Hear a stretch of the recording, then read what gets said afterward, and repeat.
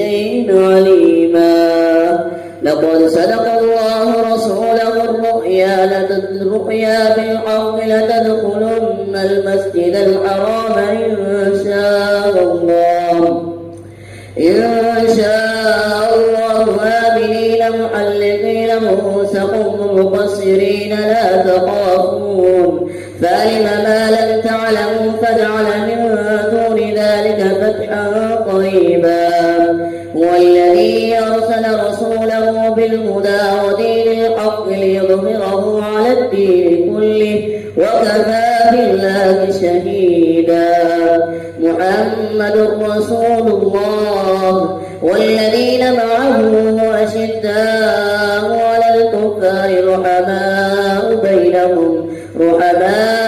بينهم تراهم ركعا سجدا يبتغون فضلا من الله ورضوانا سيماهم في وجوههم من أثر السجود ذلك مثلهم في التوراة ومثلهم في الإنجيل كزرع أخرج شطأه فآزره فاستوى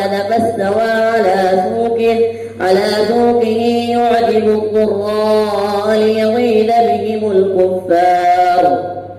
وعد الله الذين آمنوا وعملوا الصالحات منهم مغفرة وأجرا عظيما. بسم الله الرحمن الرحيم. يا أيها الذين آمنوا اتقوا الله وآمنوا برسوله لا تقدموا بين يدي الله ورسوله الله سميع عليم.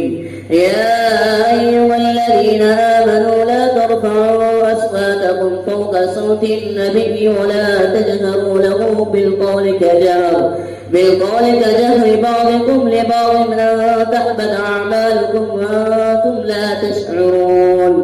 إن الذين يغضون أصواتهم عند رسول الله أولئك الذين امتحن الله قلوبهم للتقوى لهم مغفرة وأجر عظيم. إن الذين ينادونك من وراء الحجرات أكثرهم لا يعقلون.